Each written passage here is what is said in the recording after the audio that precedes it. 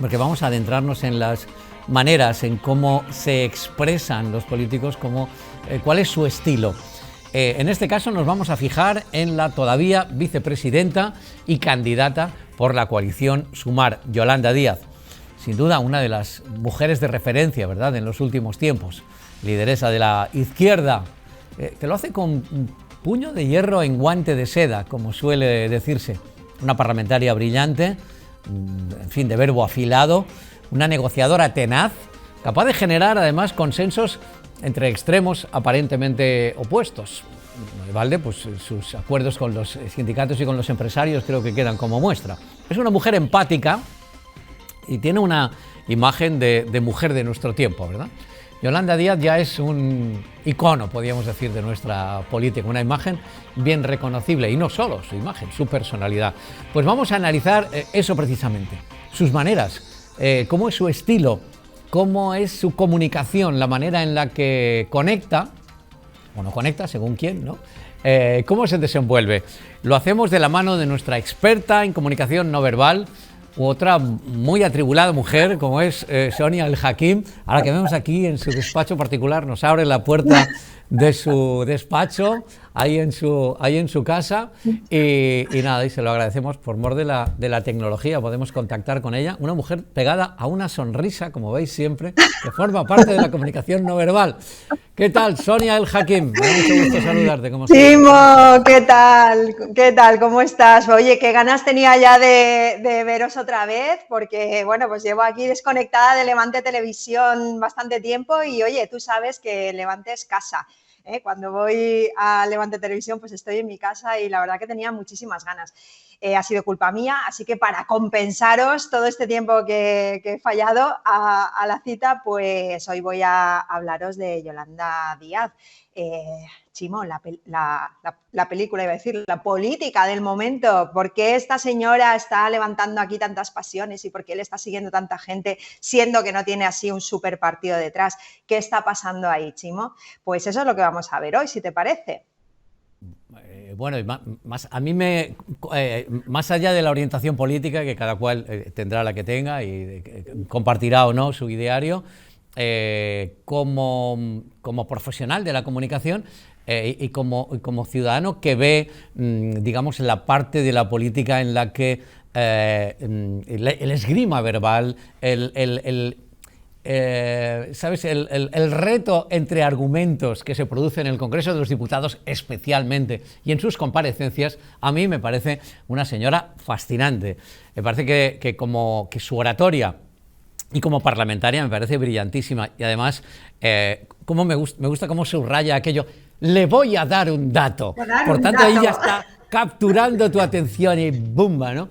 Luego es muy rápida de mente, por supuesto, y desde luego ahora hablaremos de su imagen y cómo ha conseguido, además esto también forma parte de su personalidad, aunque ya es de su, digamos, parte más política, el hecho de haber aglutinado, y esto es muy difícil, esto es único, no se había conseguido nunca en la historia reciente de España, aglutinar fuerzas bastante atomizadas como son las fuerzas, digamos, a la izquierda de un partido, bueno, pues según como quien considere, o de centro izquierda como es el PSOE. Con lo cual, bueno, desde luego Yolanda Díaz es auténtico icono. Vamos a analizarla entonces, si te parece, vamos con la imagen. Lo primero que nos llega, ¿no? ¿Cómo es su imagen, su rostro? Destaca una nariz, en fin, prominente, ¿verdad? Y unos rasgos. Bueno, aquí la estamos viendo realmente en una etapa con una imagen bien diferente a la que tiene hoy en día, ¿no? Efectivamente, ha ido suavizando su imagen, ha ido haciendo su imagen cada vez más estilosa. Y bueno, pues ha abandonado esas bufandas que llevaba de vez en cuando, que yo no sé a la gente cómo le da por llevar esas bufandas que distorsionan bastante la imagen que tenemos de ellos, ¿no?, cuando los vemos. Además, el pelo lo ha cambiado con un pelo rubio que tiene ahora, pues que le favorece mucho más largo. Esto hablamos aquí simplemente a nivel de apariencia, o sea, la apariencia que nos puede parecer muy superficial, como veis, aquí lo estamos viendo en esta imagen, es que no tiene nada que ver con los inicios de Yolanda Díaz, es que no tiene nada que ver. Y diréis, ¿y esto qué importancia tiene? Esto es como como así, como muy superficial. Esto no tiene importancia. Sí tiene importancia porque al final todo cuenta en comunicación política en este caso, y al final la estamos aquí percibiendo en su nueva imagen, en esta nueva etapa, como una presidenciable, que de eso se trata. La apariencia más alternativa que llevaba en un principio, pues hace que no se le perciba como presidenciable. Esto es algo que todos intuitivamente vamos metiendo a la gente en cajones, ¿no? Según la apariencia que les vemos, pues así los asignamos. Esto no es justo, obviamente, porque ella es la misma persona brillante que te puede gustar o no gustar, pero con la misma capacidad de comunicación, con la misma dialéctica y con las mismas ideas antes y después. Pero lo cierto es que al final somos personas muy visuales, nos gusta mucho, tenemos la costumbre automática de encasillar a la gente según la apariencia que le vemos, ¿no? Y entonces siempre es mucho más fácil influir en el grupo sobre el que queremos influir. Es mucho más fácil cuando tenemos una apariencia que está más parecida al grueso de ese grupo. Y en este caso vemos a una Yolanda Díaz pues con una apariencia, como te digo, mucho más presidenciable de lo que tenía antes. Además, ese color rubio, parece una tontería, pero ha suavizado muchísimo esos rasgos que, como tú decías, son rasgos pues más duros, más maduros, y que, bueno, pues siempre el color rubio y melena pues ayuda mucho a suavizar. Aquí tenemos a una candidata que se está mostrando a nivel de apariencia como candidata presidenciable, Chimo. Desde el momento en que fue nombrada vicepresidenta, bueno, antes ya se había producido ese cambio. Hemos visto esa imagen, como decías, con esa bufanda, con ese pantalón tejano, con esa camiseta negra, con ese pelo corto, ladeado con flequillo o recogido, no sé muy bien, pero desde luego aquí daba una apariencia más de política, entre comillas, activista, por así decir. Estoy hablando de estándar, ¿no? Esto que dices que cuál es la imagen, las otras imágenes, en efecto, han de una señora con poderío, con armas de mujer, por supuesto, porque muy femenina, pero muy potentes, ¿no? Y de entrar en un mundo de poder, aquí lo estamos viendo con Marlaska, en esta imagen en la que parece, desde luego, la jefa de James Bond, ¿no? Ajustándose las gafas. En cuanto a la expresividad, ella es verdad que los rasgos pueden ser rasgos así, angulosos y tal, pero la vemos, fijaos, con esa sonrisa además muy natural. Esto, digamos que, ¿qué nos dice, digamos, de su expresividad, Sonia? Chimo, para mí esta es la característica más importante que tiene Yolanda Díaz, y es una expresividad facial muy afable. Es una persona que te está diciendo cualquier cosa, incluso cosas negativas, y te lo está diciendo con una sonrisa. Es muy difícil discutir con alguien que te habla así, con esa expresión facial tan afable. Es muy difícil tener encontronazos y es muy difícil tener una mala relación con alguien que se muestra afable, entre otras cosas, y sobre todo a través de su expresión facial. Entonces, esa sempiterna sonrisa es para mí la seña de identidad de Yolanda Díaz. Todo lo demás va acompañando, pero para mí el rasgo fundamental de Yolanda Díaz es esa sonrisa, que corresponde además, porque como tú has dicho muy bien, es natural, es decir, que no está impostada, corresponde a ese rasgo de amabilidad. O sea, realmente lo que hay debajo de esa sonrisa afable es una persona amable, independientemente de, como tú has dicho en la presentación, de que sea una persona, una negociadora dura, una persona que, bueno, pues que está ahí, una dama de hierro, como tú decías, pero al margen de eso es una persona amable, y esa expresión facial, además, ayudada, porque es que se nota más la expresión facial, ayudada por esas líneas de expresión que tiene, o esas arruguitas que tiene, pues hace que enseguida la percibamos como una persona cercana, como una persona accesible, como una persona con la que podemos conectar. De verdad, yo aquí en esta sección, Chimo, yo no sé cuántas veces he hablado del poder de la sonrisa, de la importancia que tiene el sonreír de verdad, no el sonreír ahí con una mueca. Y realmente aquí lo estamos viendo. Y te tengo que decir además que al final la estamos analizando aisladamente, pero en realidad los ciudadanos la valoran en un contexto, y el contexto es comparándola con los otros presidenciables. Y nada que ver. y nada que ver. O sea, la afabilidad que vemos en el rostro de Yolanda Díaz, Chimo, no sé si estás de acuerdo conmigo, pero no tiene nada que ver con la expresividad facial que vemos pues, en otros presidenciables como Pedro Sánchez, como Abascal, como Feijóo, que desde luego cuando te sueltan la sonrisa ya es para aplaudir porque es que les cuesta la vida.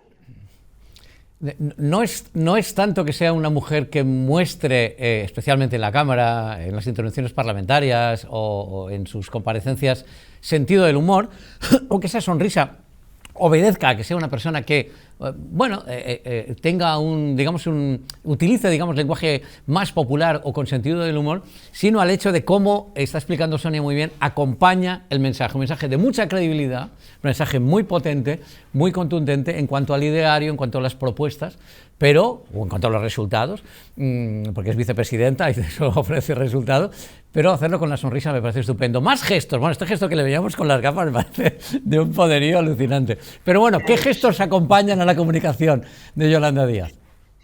Bueno, tenemos que decir lo primero que el contacto visual que ella hace habitualmente cuando habla con las personas, es decir, el canal de la oculésica, el que estudia el comportamiento de los ojos, también es importante en este caso, puesto que ella cuando habla con otra persona, con un interlocutor, hace un contacto visual muy adecuado, donde está todo el rato mirando a su interlocutor, todo el rato con alguna desviación de mirada, que es lo normal, pero esto muchas veces encontramos que en los líderes no es tan habitual, puesto que muchas veces solamente hacen contacto con el interlocutor cuando ellos están hablando, pero cuando el interlocutor es el que habla, ellos desvían la mirada porque ya es como que ese mensaje que está lanzando el interlocutor es menos importante que el suyo, ¿no? Que el de ellos. Entonces, en este caso vemos un adecuado contacto visual, que también es importante, y en cuanto a los gestos, pues ella hace bastantes ilustradores. Hay distintos tipos de gestos y los gestos ilustradores son aquellos que ilustran el discurso, es decir, que acompañan al discurso hablado. Asociamos un buen orador con una persona que hace bastantes gestos ilustradores. ¿Por qué? Pues porque las personas que le están viendo no solamente escuchan el mensaje hablado, sino que también lo están viendo y, por tanto, el mensaje entra por dos canales sensoriales, el auditivo y el visual. Por tanto, esa información se integra mucho mejor. Eso por un lado. Pero el otro motivo por el que asociamos un buen orador con una persona que hace bastantes gestos ilustradores es porque está demostrado que el hacer gestos ilustradores, esos gestos que acompañan al discurso, nos permite tener un discurso mucho más fluido, porque nos vienen mejor las palabras. Y esto, de hecho, se han hecho investigaciones que lo han demostrado. Yo a veces también en los cursos hago algún juego en el que les obligo a hablar sin poder hacer gestos ilustradores y los alumnos les cuesta la vida poder hablar. Entonces, una persona que hace muchos gestos ilustradores, y esto depende de su personalidad, de su perfil de personalidad, pues es mejor orador, conecta mejor. Y por el contrario, hace pocos gestos adaptadores. Los gestos adaptadores son los de los nervios, los que hacemos pues cuando hacemos así, que nos lavamos las manos, cuando estamos así con el pelo, cuando estamos retocándonos, cuando estamos manipulando objetos. Todos esos gestos no tienen intención comunicativa ninguna, sino que simplemente sirven para gestionar una tensión. Ella no lo suele hacer, hace muy poquitos. Y eso la convierte a nivel de gestos también en una buena comunicadora. Y vamos a seguir con más canales. ¿Qué te parece, Chimo? Fenomenal. La voz, claro, para una oradora, para una parlamentaria, para una política, la voz también es importante. ¿Cómo es su tono de voz? ¿No dirías que es una... No lo sé, no me parece especialmente melodiosa o no sé, o radiofónica o que haya trabajado la voz de manera especial, pero si la deslindo de su voz... Caray, es que le pega, no sé cómo decir, es personal, ¿no? Claro, tiene además una voz muy emocional. Es decir, que hay contenido emocional en su voz, es una voz dulce, no sé si es radiofónica, porque eso eres tú el que tiene aquí la cátedra y eres tú el que lo tiene que decir, pero desde luego que es una voz que que suena emocional, que además tiene un tono grave, que eso también ayuda a darle esa credibilidad de la que hablabas antes. El tono grave se asocia con una mayor credibilidad que un tono más agudo. El volumen de voz es un volumen medio, no levanta la voz, incluso, como decías antes, en su famoso, le voy a dar un dato, en sus discusiones en el Congreso de los Diputados, no levanta la voz, es decir, siempre conserva un volumen medio, una velocidad medio alta que también se asocia con la credibilidad y, en definitiva, estamos ante una voz que ayuda. Pero en el canal del paralenguaje, que es el que estudia todo lo que tiene que ver con la voz, no con las palabras, sí que tengo que destacar un pequeño fallito, Chimo. A ver, dime. Pues vamos a ver primero un vídeo donde vamos a ver, hay un pequeño fallo. Por favor, claro. ¿Y cuál fue el primer empresario que la llamó? Antonio, he de decir que no sé si es correcto hacerlo, pero la primera persona que me ha felicitado, en fin, porque mi equipo estaba en estado de shock, como yo misma, ha sido Antonio Garamendi. Por favor, claro. ¿Y cuál fue el primer empresario? ¿Qué notas? Parece que la ha pillado desprevenida la pregunta o que no tenía preparada la cosa y se la ve un poco dubitativa o ¿qué es lo que destacas? Pues muy bien visto, Chimo. A pesar de que no tiene la respuesta lista, de que no sabe muy bien en realidad si lo tiene que decir, si no lo tiene que decir o cómo decirlo, a pesar de eso, corta la pregunta del entrevistador. Esto es lo que llamamos el periodo de latencia. El periodo de latencia es el tiempo que pasa desde que tú acabas de preguntar hasta que yo empiezo a contestar. Ella tiene un periodo de latencia muy corto, tan corto que a veces corta incluso al entrevistador, no porque sepa ya la respuesta. Como ves aquí, no sabía muy bien cómo tirar para adelante. Sin embargo, esto es característico de los perfiles más extrovertidos, es como que este tipo de personas, pues me incluyo, nos cansamos de que el otro hable y entonces le cortas, ¿vale? Es como que, venga, va, que ya más o menos creo que sé lo que quieres decir y le cortas. Bueno, esto es un error de comunicación porque no está bien cortar al interlocutor y aquí os he puesto un ejemplo, realmente en cualquier entrevista podemos ver que comete este mismo error, el cortar al interlocutor cuando está hablando. Esto es algo que se tiene que trabajar porque no queda bien porque además le puede fallar la técnica porque puede resultar que el entrevistador realmente no le quería preguntar eso y está metiendo la pata. Sí, es aquello de todavía no han terminado de hacer la pregunta y tú ya anticipas la respuesta. Claro, esto, digamos, de educación, aparte de en la comunicación que estamos analizando, pues también, oye, deja que termine de hacer la pregunta, que le puede pasar, especialmente con periodistas que tengan más o menos colmillo, y decir, no, es que no iba por ahí, señora Díaz, y que la desarme en un momento determinado. En cuanto a su pose, ¿cómo es? El hecho de que la veo un poquito como inclinada en la entrevista, no sé, hacia adelante, no sé esa pose si es de vulnerabilidad. A ver, cuéntanos, ¿cómo la ves? No, al revés, cuando tú estás hablando con una persona, porque esto lo podemos ver en situaciones en las que hay una entrevista y ella está hablando con alguien, ¿no? Con una o con dos personas. Esa postura inclinada hacia adelante es una postura de acercamiento, se acerca hacia el interlocutor y esto es característico de las personas que conectan, que buscan conectar con la otra persona, o sea que eso está muy bien. Esa postura, la contraria sería la postura de alejamiento, es decir, una postura en la que se va hacia atrás, ¿no? Las posturas de acercamiento implican voluntad de conectar con la otra persona, de interés hacia la otra persona o hacia lo que dice y, por supuesto, está fantástico. Y luego tenemos otro canal que es el canal de la proxémica. El canal de la proxémica, Chimo, es ese que analiza cómo nos movemos en el espacio, qué distancias guardamos con los demás y lo mismo que le pasa con la postura, le pasa con la proxémica. Ella tiene una proxémica de cercanía, es decir, que se acerca bastante a los interlocutores y es característico de su forma de ser. Esa cercanía, esa accesibilidad que te comentaba en la expresión facial se manifiesta en otros canales, como por ejemplo en la proxémica. Se acerca a la gente, es una persona cercana en ese sentido, ¿no? Pero hay un primo hermano, Chimo, del canal de la proxémica, que es el canal de la áptica, que es el canal del tacto. Son primos porque para que yo te pueda tocar me tengo que acercar a ti, evidentemente. Y si te parece, vamos a ver un vídeo donde no lo acaba de hacer del todo bien.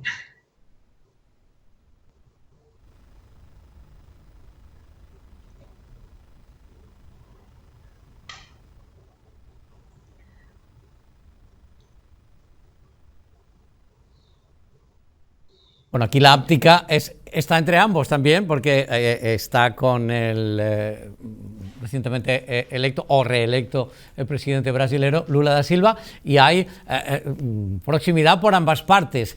Yo en este sentido me gustaría destacar también una imagen que la conservo en el recuerdo, es cuando vino a Valencia en apoyo a la candidatura. Venía también a una situación un poco singular, porque por un lado había de apoyar la candidatura de Podemos, pero por otro lado su proximidad y su afinidad con Compromís, y pienso que particularmente con el ya pronto alcalde en funciones y ya pronto exalcalde Joan Ribó, hay una imagen con Joan Ribó en la que es verdad que Joan Ribó puede tener ese aspecto, y para una mujer pues relativamente joven, ¿no?, como es Yolanda, venerable, ¿no?, como si fuera, digamos, el pater, y hay una foto de ella que se pone como en el hombro de Joan Ribó, así como una fotografía en la que busca un poco esa, o traslada la imagen de la protección, ¿no?, que también fue una imagen muy comentada y muy singular, porque es raro en dos políticos ese nivel de cercanía y esa fotografía, ¿no?, aunque eran políticos muy afines. En este caso también la afinidad ideológica, también entiendo cierta admiración hacia Lula da Silva. Se nota que hay ahí contacto, pero tal vez demasiado contacto, salta un poco el protocolo, Sonia. Ahí está la cosa, que a lo mejor con Joan Ribó, no sé en qué contexto se produjo ese momento que tú comentas, seguramente se conocen de tiempo, porque como tú dices, pues tienen esa afinidad política. En el caso de Lula da Silva, están en un acto que es un acto protocolario, que es cuando fue investido presidente, y ella fue allí, fue a Brasil, pues para asistir a esa investidura, ¿no? Y entonces, en ese acto protocolario donde se están saludando todos y tal, y vemos que ella está al lado del rey de España, de Felipe VI, pues vemos que hay un contacto áptico, te diría que excesivo, es decir, que incluso le toca la cara, o sea, tocarle la cara a alguien, pues es que no es lo mismo tocar una zona que otra zona del cuerpo, obviamente, y la cara sabemos que es una de las zonas vulnerables, es una de las zonas íntimas que no permitimos que toque cualquier persona, ¿vale? La parte baja de la espalda, la cara, ahí los muslos, por ejemplo, son zonas que no dejamos que cualquier persona toque, ¿no? Siendo que son zonas que no son zonas íntimas, pero no permitimos que cualquier persona toque. Y aquí vemos como ella hace ahí un exceso de contacto áptico. Al final,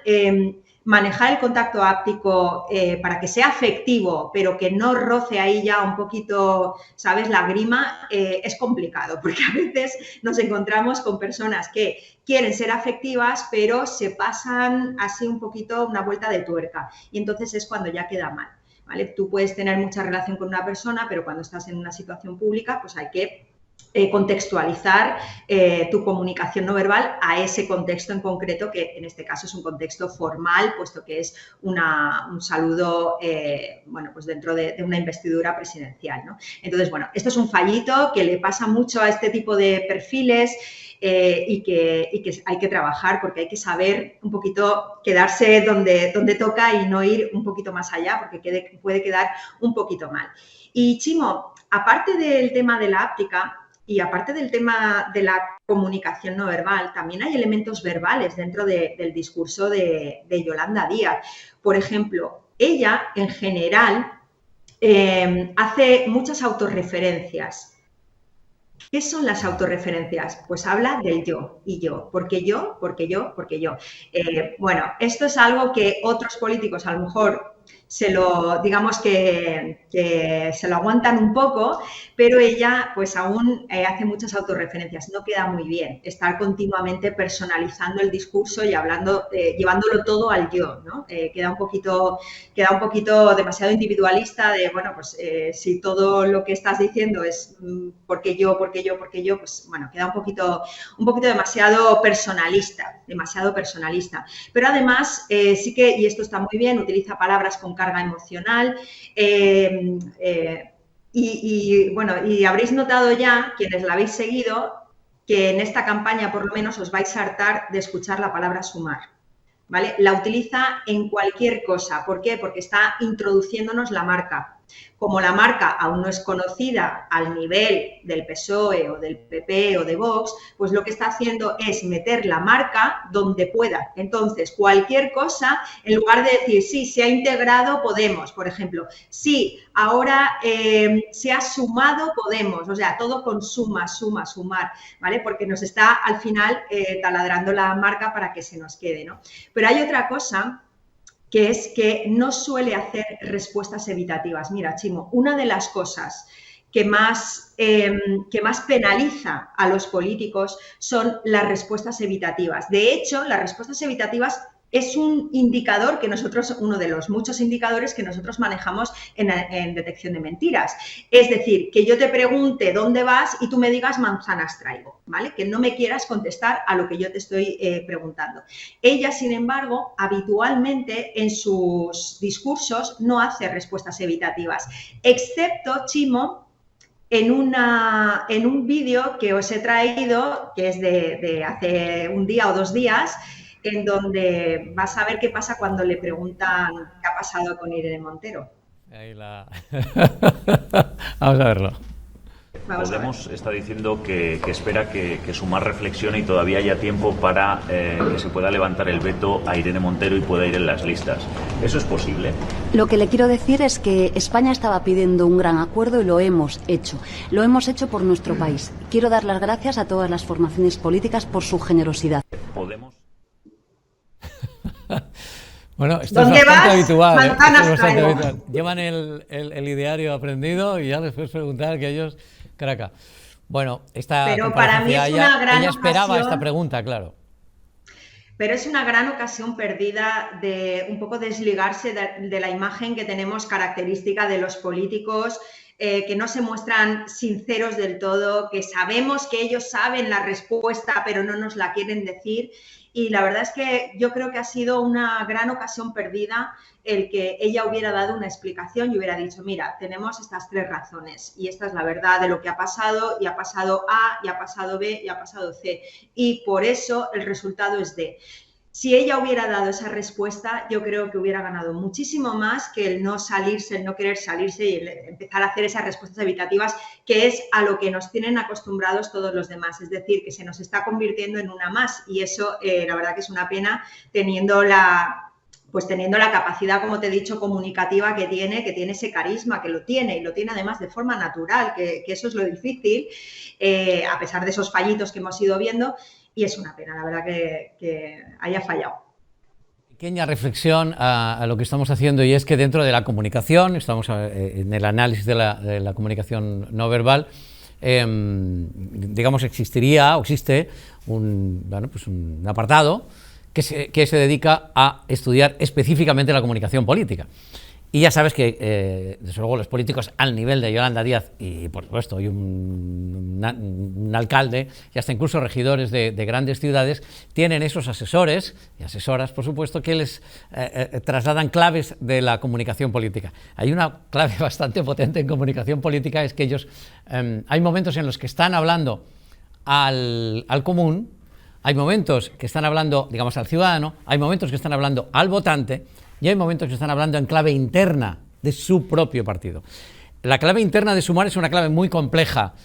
Tengo para mí que si ella hubiera abordado esto con la sinceridad que probablemente el cuerpo le pedía, que el votante incluso, o determinado votante le podía pedir, pero el ciudadano le puede pedir, estaría perjudicándose en clave interna. O sea, muchas veces los equilibrios en comunicación en política son así de complejos, y hay veces que hay que también leer entre líneas. Estoy de acuerdo contigo. Claro, chico, a las maneras clásicas parece que tenemos cierta esperanza en que venga un estilo nuevo también de comunicación, más fresco, más directo, más sincero, pues nos decepciona un poco más, es verdad.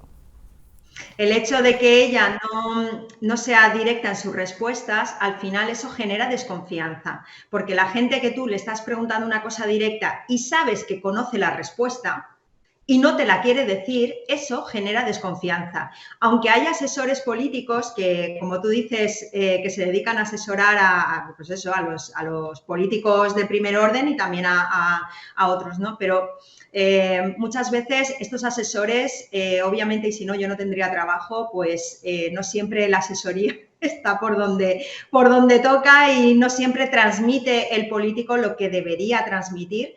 Y bueno, y aquí vamos a ir viendo, Chimo, ya que tenemos elecciones que nos han castigado en verano a ir a votar, pues vamos a ir desgranando, si a ti te parece, yo me marco yo misma los deberes para otras secciones, vamos a ir desgranando los estilos de comunicación de los diferentes candidatos presidenciables y vamos a ir viendo qué claves tienen unos y otros y a ver esos asesores qué dicen. Muy bien, pues te recojo el guante y aquí tendremos ese espacio también para analizar, pues si quieres, pues desde Carlos Mazón a, en efecto, el líder político que te parezca bien y que pase por el escáner de Sonia El Hakim. Gracias por acompañarnos, Sonia, un placer. Gracias, chao, chao. Adiós. Son las 2:36, una pequeña pausa, enseguida volvemos.